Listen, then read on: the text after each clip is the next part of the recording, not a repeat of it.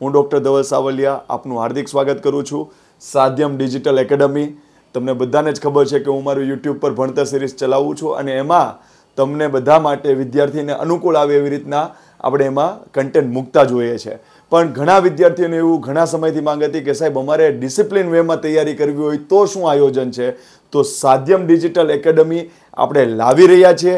એમાં એકદમ ડિસિપ્લિનમાં તૈયારી જે કરતા હોય અને એમાં હું મારી મેન્ટરશિપ હેઠળ વિદ્યાર્થીઓને mock test, mind map, GK shorts આ બધી જ વસ્તુ સાથે જે તે સબ્જેક્ટને રસપ્રદ બનાવવાની સાથે હું સાધ્યમ ડિજિટલ એકેડમીમાં લાવી રહ્યો છું.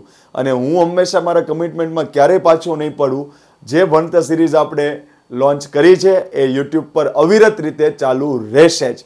હવે હું મારા ભૂગોળ સબ્જેક્ટની વાત કરું કે અહીંયા હું શું આયોજન કરું છું, તો ભૂગોળના હું 2 કોર્સ લાવી રહ્યો છું જે સાધ્યમ ડિજિટલ એકેડમી ઉપર આપને ઉપલબ્ધ થઈ જશે. તો આ કોર્સ કેવી રીતના છે તો એન્ડ સુધી જોજો, તમારો સમય વેડફાશે નહીં અને તમને સબ્જેક્ટ કેટલો એક્ઝામમાં કામ આવી શકે અને આપણે શું શું આમાં જોઈશું એ બધો જ ખ્યાલ તમને આવી જશે. ઓકે, સાધ્યમ ડિજિટલ એકેડમીમાં આપણે પહેલા લઈને આવીએ છીએ ક્લાસ 3 માટેનો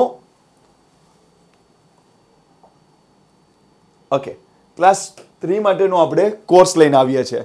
તમને એમ થાય કે સાહેબ આ ક્લાસ 3 ના કોર્સમાં શું હશે?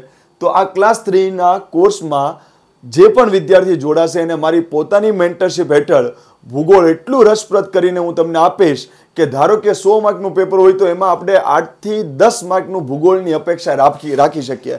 અને એટલું યાદ રાખવાનું કે ભૂગોળ એટલો વફાદાર સબ્જેક્ટ છે કે જો આપને શીખી જાય, આપને આવડી જાય તો 10 માંથી આપણે મેક્સિમમ માર્ક ભૂગોળમાંથી લઈ શકીએ. કારણ કે 20% ભણો ને તમને હવે એમ ખબર પડી જાય કે ભાઈ અહીંયા એક પર્વતમાળા છે, બરાબર, તો તમને એમ ખબર પડી જાય કે અહીંથી નદીઓ આવતી હશે, આ પર્વતમાળામાંથી જ આવતી હશે. તો ભૂગોળ આટલો રસપ્રદ સબ્જેક્ટ છે કે જો દિલથી આપણે ભણીએ તો 20% ભણો ને 40% ન ભણ્યો હોય તો એનો જવાબ અનુમાન કરી શકો. તો આ સબ્જેક્ટ માટે આપણે શું લાવવા માંગીએ છીએ? તો જો ક્લાસ 3 માટેનો હું કોર્સ લોન્ચ કરું છું ભૂગોળનો. આ જિયોગ્રાફીમાં હું જે ભણતર સિરીઝ ચલાવું છું એમાં મેં જીસીઆરટીના કન્સેપ્ટો મૂક્યા છે. તમને એક વખત ઈચ્છા હોય તો તમે પ્લેટફોર્મ પર જોઈ લોજો કે આપણે કન્સેપ્ટને કેવી રીતના જિયોગ્રાફી ભણી શકીએ. અહીં આપણે વિશેષ રીતે શું કરીએ છીએ, જીસીઆરટી પ્લસ એનસીઆરટી. અને જે વિદ્યાર્થીઓ ભૂલ કરતા હોય છે ગ્રંથ નિર્માણ બોર્ડને ઇગ્નોર કરવાની. કેમ? કારણ કે બુકો મોટી લાગે. તો સાહેબ આ ક્લાસ 3 ન કરે, અમે કોઈ પણ એક મટીરિયલ ક્લાસમાંથી જે મળતું હોય એ લઈને અમે તૈયારી કરશું. તો એવું તો આખું ગુજરાત કરે છે. તો શું આખું ગુજરાત અધિકારી બનીને સક્સેસ જાય છે? નહીં. તો અમુક જે વિદ્યાર્થી સક્સેસ જતા હોય એની એક પેટર્ન અલગ પડતી હોય કે એ જે માર્કેટ યુઝ કરે છે એ બુક તો ઠીક છે, પણ સરકારી બુકોનો પણ ઉલ્લેખ કરતા હોય તો આપણે જીસીઆરટી, એનસીઆરટી અને સ્પેશિયલી ગ્રંથ નિર્માણ બોર્ડનો સાર આપણે કમ્પ્લીટ આ સિલેબસમાં લાવીને મૂકી દઈશું. અને તમને એમ થાય કે સાહેબ યુનિકનેસ શું? મેપિંગ. તમે જોઈ લોજો, તલાટીની એક્ઝામ ગઈ, જુનિયર ક્લાર્કની એક્ઝામ ગઈ અથવા તો જૂના કોઈ પણ પેપર જોઈ લોજો, મેપિંગ પૂછાય છે. હા, હવે એ અઘરું લેવલ એટલું કર્યું, પહેલાં શું કરતા ક્લાસ 3માં કે રાજકોટ જિલ્લાને કયો જિલ્લો અડે, કયો જિલ્લો અડતો નથી. તલાટીને એક્ઝામમાં આ વખતે સવાલ હતો કે ભૂમધ્ય સમુદ્રને આસપાસના દેશો, દક્ષિણ ચીની સમુદ્રની આસપાસના દેશો. ઓકે, તો હું તમને એટલું કહું છું કે આ મેપિંગમાં આપણે કોઈ પણ જિલ્લાની આસપાસનો જિલ્લો પૂછે અથવા તો કોઈ રાજ્યની આસપાસનું રાજ્ય પૂછે, તમને અપ ટુ ડેટ ઊંઘમાંથી પૂછશે ને તોય તમને જવાબ આવડશે. એટલો જોરદાર આપણે મેપિંગ કરવાના છીએ. ઓકે, માઇન્ડ મેપ મેં આગળ મૂક્યો જ છે. એવું જ આવે એવું જરૂર નથી, પણ હું તમને એના દ્વારા સમજાવીશ કે આવા માઇન્ડ મેપ મૂકશો એટલે માઇન્ડ મેપ એટલે શું ખબર છે? 5 પેજ વાંચવાના હોય એને તમે ચાર્ટ ફોર્મમાં અથવા તો વિઝ્યુઅલાઇઝ થાય એવી રીતના તમે અડધા પેજ અથવા તો 1 પેજમાં બનાવો કે જે 4 પેજ વાંચવા જગ્યાએ 1 પેજ, અને મગજ છે ને એ લખાણ કરતાં મેપિંગ વધુ ઇઝીલી કેચ કરે. તો આપણે આમાં સ્પેશિયલી માઇન્ડ મેપ મૂકવાના છીએ જે તમને જિયોગ્રાફી એકદમ સરળ બનાવી દેશે. પીડીએફ ઓલરેડી હું બધા પ્લેટફોર્મ ઉપર મૂકું જ છું. એ જ પીડીએફને સારી રીતના બનાવીને પીડીએફને હું ડિજિટલ ફોર્મમાં મૂકીશ, જેને તમે ધારો તો ખાલી ડાઉનલોડ કરીને તમારી મોબાઈલમાં રાખી શકો, અથવા તો તમને એમ થાય કે નહીં મારે એની પ્રિન્ટ કઢાવી છે તો તમે એની પ્રિન્ટ પણ કઢાવી શકશો. તો હું આની પીડીએફ ને ડિજિટલ ફોર્મમાં મૂકી આપીશ, જેમાં માઇન્ડ મેપ પણ મુકાવીશ અને મેપિંગ પણ મુકાવીશ. તો એ તમને બહુ જ ઇઝી પડશે. 70 પ્લસ વિડીયો લેક્ચર હશે ક્લાસ 3માં. તો મને નથી લાગતું કે તમે પછી ક્લાસ 3 ની કોઈ પણ એક્ઝામ હોય તો પછી વારાઘડિયા ન હોય કે પીએસઆઈ આવે તમારે અલગથી જીઓગ્રાફી ભણવા જવાનું, કોન્સ્ટેબલ આવે તમારે અલગથી જીઓગ્રાફી ભણવાનું. તો શું આખી જિંદગી ખર્ચ જ કરવો છે? આખી જિંદગી તમારે નવા ક્લાસીસો જ કરવા છે? જીઓગ્રાફી એટલે જીઓગ્રાફી. પછી પીએસઆઈ હોય, કોન્સ્ટેબલ હોય, એએસઆઈ હોય કે કોઈ પણ એક્ઝામ હોય, ક્લાસ 3 છે ને સાહેબ, તો એનું જીઓગ્રાફી એક જ વખત દિલથી ભણાય એ પછી બધી જ એક્ઝામમાં લાગુ પડે. પછી દર એક્ઝામમાં અલગ અલગ રીતે ભણવા જવાનું હોય નહીં કે સાહેબ તલાટી એવી તો હવે હું આ કરું નહીં. એક જ વખત દિલથી ભણો. તો 70+ વિડીયો મૂકવામાં આવશે, એમાં કરંટ આવ્યું હશે ને જીઓગ્રાફીમાં, તો તમે યાદ રાખો કે ન રાખો, હું 100% યાદ રાખીશ ને હું આમાં તમને એનો કરંટનો પણ પોઈન્ટ મુકાવીશ, જેથી કરીને ધારો કે તમે આખું ભૂગોળ વાંચી લો અને પછી તમને એમ ના ખબર હોય કે નર્મદામાં હમણાં સરકારે આ યોજનાનો પ્રોજેક્ટ મૂક્યો અને તમે એને ન વાંચો તો તમારી એક્ઝામમાં ત્યાંથી થોડું પૂછવાનું છે, કરંટમાંથી પૂછવાનું છે. તો જેટલું આપણા સમયગાળામાં કરંટ આવ્યું હશે એના પણ હું વિડીયો લેક્ચર અહીંયા અપલોડ કરીને મુકાવીશ. એટલે ક્લાસ 3માં જીઓગ્રાફી તમારું કમ્પ્લીટ થઈ જશે. મોક ટેસ્ટ હું યુનિટ ટેસ્ટમાં નથી માનતો. યુનિટ ટેસ્ટ એટલે શું? 2 પેજ વાંચીને 2 પેજમાંથી સવાલ જવાબ પૂછવાનું, તો હું એ વસ્તુમાં માનતો નથી. એ મારા નૈતિકતાની વિરુદ્ધ છે. એટલે એના પર હું ફોકસ કરતો નથી. હું મોક ટેસ્ટ ઉપર ફોકસ કરીશ. કેમ? બધું વાંચો, પછી ટેસ્ટ આપો, અને પછી તમને આવડે તો મારી જીત છે, અને પછી તમને ન આવડે તો એ મારી હાર છે. હું સ્વીકારી લઈશ કે મારી હાર થઈ ગઈ છે. તો મોક ટેસ્ટ કોને કહેવાય? આખું ભૂગોળ વાંચી લો ને પછી ગમે ત્યાંથી કોઈ સવાલ સેટ કરે અને પછી તમને આવડે ત્યારે તમારે એમ સમજવાનું કે નહીં સાહેબ તમે ભણાવ્યું તો અમને યાદ રહ્યું અને અમને લેખે ગયું. ક્લિયર? તો હું યુનિટ ટેસ્ટમાં નથી માનતો, કારણ કે 2 પેજ વાંચીને બધાને બધું જ આવડી જવાનું છે. મોક ટેસ્ટો આપણે એવી યુનિક રીતે મૂકશું કે કદાચ તમે મોક ટેસ્ટના ખાલી જવાબ વાંચશો ને તોય તમને એમ થશે કે આખું જીઓગ્રાફી આવી ગયું સાહેબ. ક્લિયર?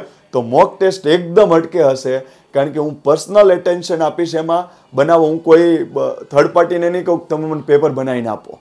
હું પોતે પેપર બનાવીશ.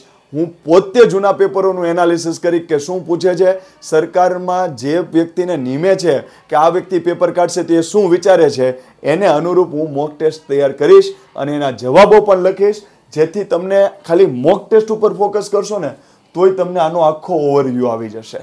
આટલું ક્લિયર? ઓકે. હવે તમને એમ થાય સાહેબ કે આના માટેની કોર્સ ફી શું છે? તો આપણે આની કોર્સ ફી રાખી છે 2000 રૂપિયા. 1 વર્ષની વેલિડિટી. 1 વર્ષની વેલિડિટી માટે આપણે આની ફી રાખી છે 2000. ઘણા વિદ્યાર્થી મિત્રો કદાચ એવો સંકોચ પણ કરશે ને એવું કદાચ અનુભવશે કે સાહેબ તમે આ વધુ ફી રાખી છે. હું સ્વીકારું છું કે કદાચ વધુ પણ હોય, પણ એટલું પણ સ્વીકારજો કે હું આ 9 વર્ષથી આ ફિલ્ડમાં છું. મેં જે મહેનત કરી છે એનો નિચોડ સ્વરૂપે હું અહીંયા મૂકું છું. બાકી જે વિદ્યાર્થી ગરીબ હોય, મધ્યમ પરિવાર હોય તો એના માટે મેં એક પણ વિડીયો હાઈડ કર્યા વગર માત્ર સવાલ જવાબની આખે ડિટેલ કન્સેપ્ટ સાથે મેં મારી યુટ્યુબ પ્લેટફોર્મ ઉપર ભણતર સિરીઝમાં મૂક્યું જ છે.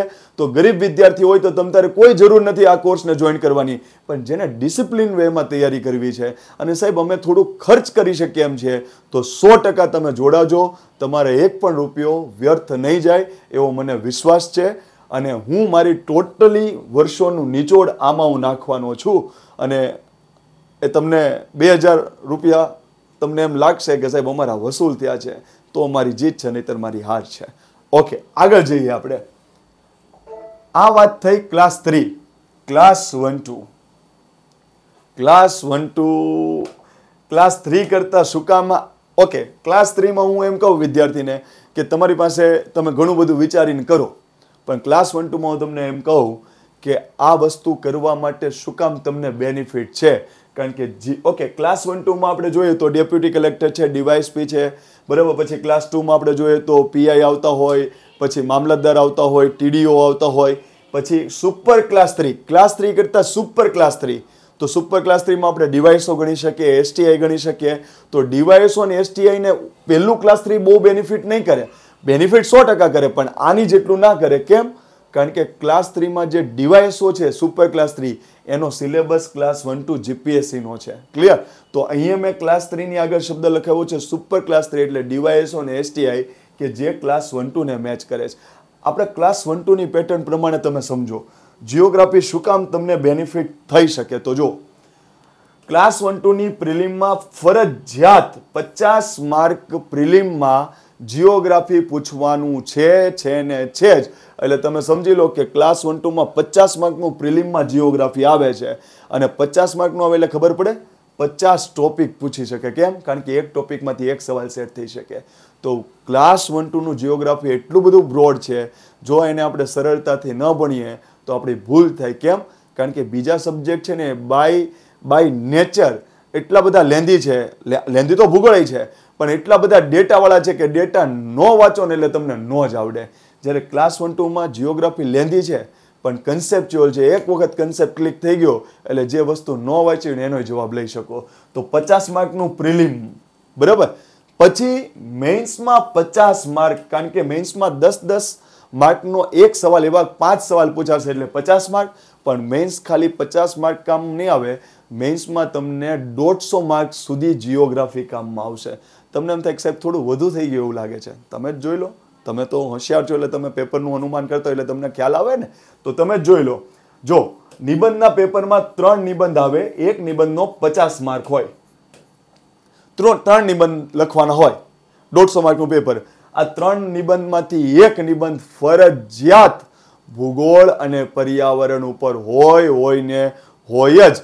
જો તમારું ભૂગોળ સાઉન્ડ હોય તો તમારે એક નિબંધ 100% તમારે પર્યાવરણ બેઝ કે ભૂગોળ બેઝ જ લખવો જોઈએ. શું કામ? કારણ કે બાકીના બધા નિબંધ છે ને એમાં તમને જોરદાર આવડતું હશે, પણ 50 માર્કનો નિબંધ હોય એમાં 10 પેજ ભરવાના છે.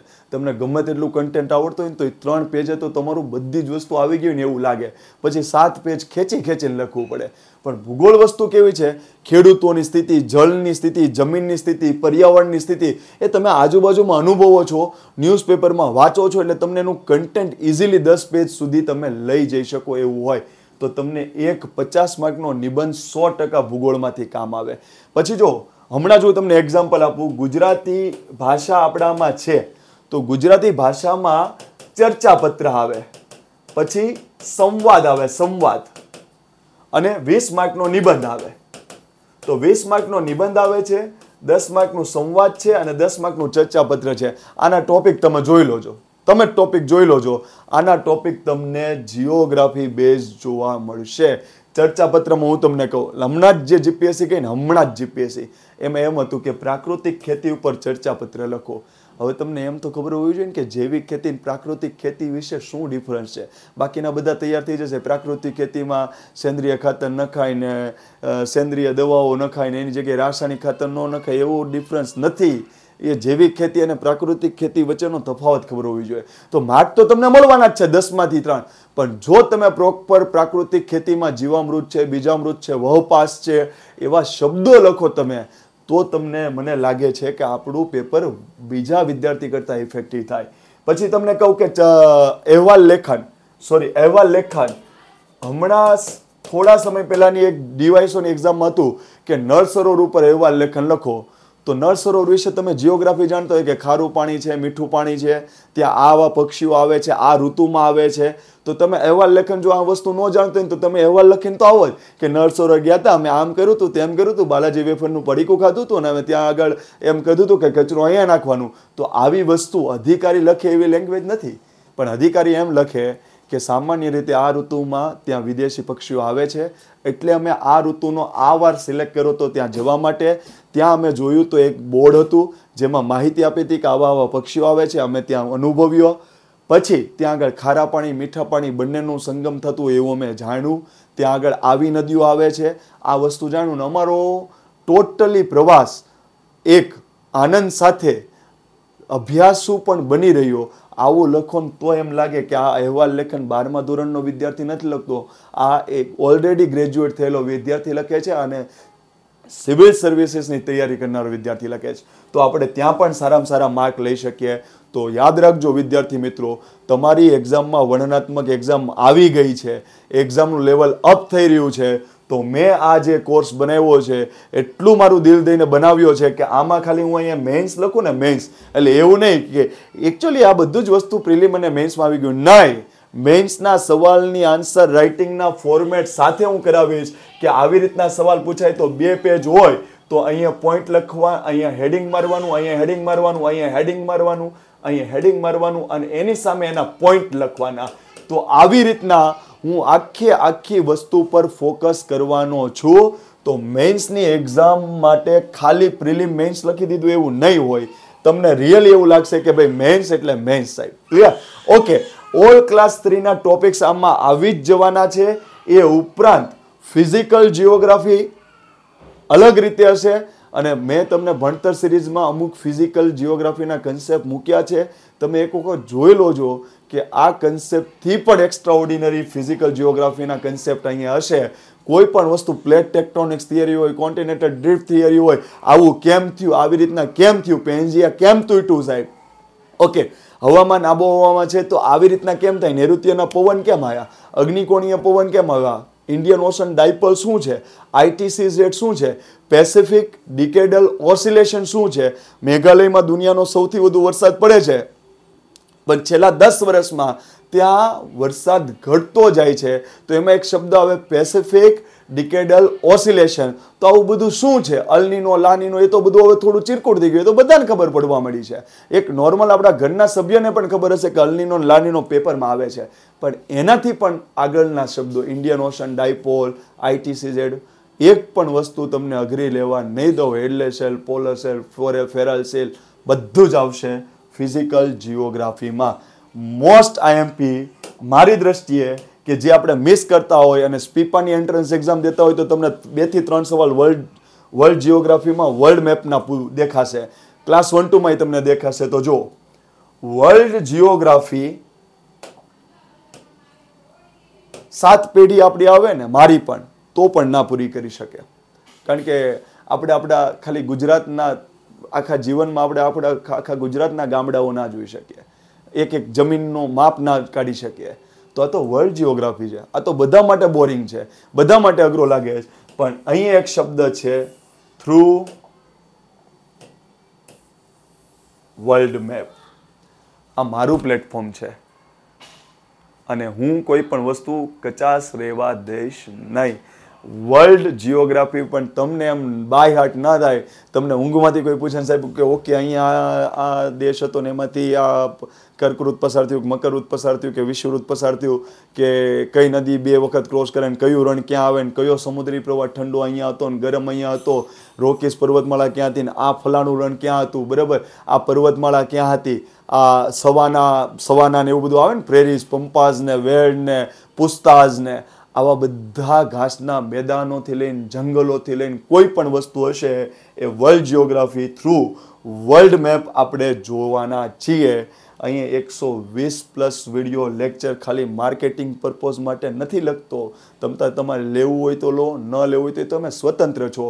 પણ 120+ વિડીયોઝ હશે ને સાહેબ તો ભૂગોળમાંથી સવાલ આવવા દો. આપણે એમ નથી કહેતા 50માંથી 50 આવી જશે. હું એમ કહું છું કે ગુજરાતનો કોઈ વિદ્યાર્થી એમ કહેતો હોય કે 50માંથી મારે એટલા જીઓગ્રાફીમાં મેક્ઝિમમ આવે, તેમાં તમે મારા મિત્રો હશો. બાકી શ્યોરિટી કોઈ ના હોય. હું પેપર દેવા બેસું ને અને એક્ઝામિનર નક્કી કરી લે ને કે ધવલ સાહેબને બહુ એવું છે કે ભૂગોળ બહુ આવડે છે, તો મને 50માંથી 10 માર્કે અટકાવી શકે. આ દરિયો છે, આ દરિયો છે, બરાબર. તો આમાં કોઈની સીમા નથી. મારે પણ વાંચન કરવું પડે ને તમારે પણ કરવું પડે.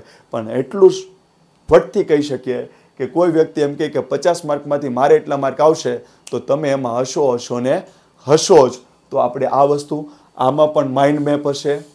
ક્લાસ 3 ના ટોપિક્સ 2માં કોમન હોય એ ઉપરાંતની આ બધી વસ્તુઓ ડિટેલમાં હશે. ક્લિયર? એટલે એમ સમજો GCRT, NCERT, ગ્રંથ નિર્માણ બોર્ડ, વર્લ્ડ જીઓગ્રાફી, પછી સારા UPSCના આપણે કોઈનો ખ્યાલ લેવામાં આપણે ક્યારે ટૂંકું ન રહેવું જોઈએ. દુનિયાની એકેડમી તો નહીં પણ આપણી ઇન્ડિયાની એકેડમી શું કરી રહી છે, સારા જે એજ્યુકેટર હોય, બરાબર, તમિલનાડુ છે, બરાબર, તો તમિલનાડુના કોઈ જીઓગ્રાફર હોય, બરાબર, જે ફેમસ હોય, જે ઇંગ્લિશમાં કંઈક સારો કન્સેપ્ટ રજૂ કરતો હોય, તો મેં જે તે સમયે લર્ન કર્યું છે એવું તો નહીં હોય ને કે હમ બ્રહ્માસ્મી કર્યું એટલે મને જીઓગ્રાફી આવડી ગયું. મેં પણ ક્યાંકથી ભણ્યો જોઈશ ને, બરાબર. હું ભૂગોળનો પિતા નથી, બરાબર. મેં ક્યાંકથી ભણ્યો છું. હું ભૂગોળનો વિદ્યાર્થી છું. હું ભૂગોળનો સારો વિદ્યાર્થી છું. એટલે હું સતત અપડેટ રહું છું અને મારા વિદ્યાર્થીને પણ કોઈ દિવસ પડવા દઈશ નહીં. હું 8 વર્ષથી ભૂગોળ કરું છું ને, છતાં પણ હું ભૂગોળમાં અપડેટ રહું છું. કારણ કે મારે ખાલી એવી મહાનતા નથી કરવાની કે મને ભૂગોળ બધું આવડી ગયું છે તો મારું પતન થાય. આપણે સતત અપડેટ રહેવાનું છે અને એને હું આમાં ઉતારવાનો છું. ઓકે, તમને એમ થાય કે સાહેબ આની ફી શું છે? યસ, પેલા આપણે વાત કરી લઈએ કે માઇન્ડ મેપ એટલે આવું હશે. જો કે માઇન્ડમાં હું તમને આવું ડાયાગ્રામ હશે એટલે આ જ મૂકવું એવું જરૂરી નથી. હું મારા માઇન્ડ મેપ તો મારા હાથમાંય છે, બરોબર. અને હું શેના માટે જાણીતું છું હું આગળ પણ કહીશ કે મને આ વસ્તુએ ફેમ અપાવી છે, તો એ વસ્તુનો હું આમાં નિચોડ લાવીશ. એટલે આ તો મેં ગ્રાફિક્સ મૂક્યું છે, પણ જેમ માઇન્ડ મેપ એટલે શું કે માઇન્ડમાં એક પેટર્ન બેસે, તો આવી રીતના આપણે દરેક વસ્તુ પર કરવાના છીએ, જ્યાં જ્યાં બનતું હશે ત્યાં. ઓકે, હવે જો જેમ કે આ નોર્થ પોલ હશે તો સાઉથ પોલ હશે, તો આવી રીતના આપણે ઉલ્લેખ કરશું. ઇંગ્લિશ પણ બોલીશ અને ગુજરાતી પણ બોલીશ, એટલા માટે દરેક વિદ્યાર્થીને ખબર પડે. જે ઇંગ્લિશ મીડિયમમાંથી તૈયારી કરનારો વિદ્યાર્થી પણ જોશે તો ભૂગોળ એને માથેથી જશે નહીં, એટલો મને વિશ્વાસ છે. તો એવું નહીં વિચારતા કે સાહેબ અમે ગુજરાતની એક્ઝામની તૈયારી કરીએ પણ અમે તો ઇંગ્લિશમાં કરીએ છીએ, અમને ક્યાંય કન્ટેન્ટ મળતું નથી. તો એક વખત જોઈ લો છો, બરાબર. તમને વિશ્વાસ ના બેસે તો તમે નિર્ણય લો છો. ક્લિયર? તો આપણે આ જ બધી વસ્તુ કરશું. અને આપણે માઇન્ડ મેપ આપણે ટેલિગ્રામ ચેનલમાં આપણે મૂકીએ જ છીએ, તો ત્યાં પણ એ રીતનું જ આયોજન આમાં આપણે કરવાના છીએ. ઓકે, આગળ. ઓકે, આ બધા જ વસ્તુમાં ખાસિયત શું હશે? જિયોગ્રાફી, જીકે શોર્ટ અને ટ્રિકી વે. આ વસ્તુ હું મારી યુટ્યુબ ચેનલ પર મૂકતો હોઉં છું અને મને ઘણા વિદ્યાર્થીઓનો સારો પ્રતિસાદ મળ્યો છે અને એના બદલ ખૂબ ખૂબ આભાર. પણ આ જીકે શોર્ટ જે હું યુટ્યુબ પર મૂકું છું એના કરતાં પણ એક્સક્લુઝિવ હું આમાં રાખવાનો છું. આમાં એક્સક્લુઝિવ એટલા માટે બોલું છું કે તમારે 3-3, 4-4 પેજે તમારી પાસે એક એવી ટ્રીક હશે કે 4-4 પેજ તમારા મગજમાં હશે. ક્લિયર? એટલે તમે કદાચ એટલી બુક જોશો, ઓહો સાહેબ એટલું ઓકે, એટલું તો ખબર પડે ને, 50 માર્કનું જિયોગ્રાફી છે એટલે ઘણું બધું વાંચન કરવું પડે. પણ એ 50 માર્કનું જિયોગ્રાફીમાં કદાચ એટલી બુક હશે ને, તો 4-4, 5-5 પેજે એક સરસ ટ્રીક હશે જે જીકે શોર્ટ કરતાં પણ યુનિક હું આમાં રાખવાનો છું. તો એ વસ્તુ આની યુનિકનેસ હશે. તો તમને જિયોગ્રાફી લેન્ધી સબ્જેક્ટ રહેવા નહીં દઉં. એકદમ તોડી મારી મચોડી તમને યાદ રહેતું હશે એવી રીતના કરીશ. તો જીકે શોર્ટ અને ટ્રિકી વે એ હું મારી આની યુનિકનેસ ગણું છું. ઓકે, તમે ગણો કે ન ગણો એ તમારો અંગત વિષય છે, પણ હું જે મહેનત કરી છે એને હું કહું છું કે આ મારી યુનિક વે હશે સબ્જેક્ટને યાદ રખાવવા માટે. યસ, ક્લાસ 1-2માં જિયોગ્રાફી માટે હું 3000 રૂપિયા ફીસ રાખી રહ્યો છું. વધુ લાગે તો હું ના નહીં કહેતો, પણ મારી એટલા વર્ષની મહેનતનો નિચોડ હું આમાં મૂકું છું. અને હું આમાં મારી પર્સનલ મેન્ટરશિપ મૂકવાનો છું, હું મહેનત કરવાનો છું, એનું હું આ ચાર્જ મૂકું છું. હું જનરલી ડિસ્કાઉન્ટ પણ એમાં બિલીવ કરતો નથી. હું એમ કહું છું કે કોઈ દિવ્યાંગ વિદ્યાર્થી હોય તો તમે મારો કોન્ટેક્ટ મારી ટીમ દ્વારા કરી શકો છો, બરાબર. હું માણસ છું એટલે હું તમારી માનવીય સંવેદના સમજવાનો જ છું, પરંતુ આ મારો ચાર્જ છે જેમાં કોઈ પ્રકારનું હું ડિસ્કાઉન્ટ આપતો નથી, કારણ કે હું મારા હકથી મારી મહેનતનો આ ચાર્જ મૂકું છું કે હું 10-10 વર્ષ સુધી મેં દિલથી અમારો સબ્જેક્ટ વાંચ્યો છે, એનો હું ચાર્જ મૂકું છું. બાકી હું મારો માનવીય ગુણ મૂકીશ નહીં. જે પણ વિદ્યાર્થી ગરીબ છે એ આપણા યુટ્યુબ પ્લેટફોર્મ ઉપર માત્ર સવાલ જવાબ નહીં, ડિટેલમાં કન્સેપ્ટ સાથે મેં જિયોગ્રાફીના 25 જેટલા લેક્ચર મૂક્યા છે.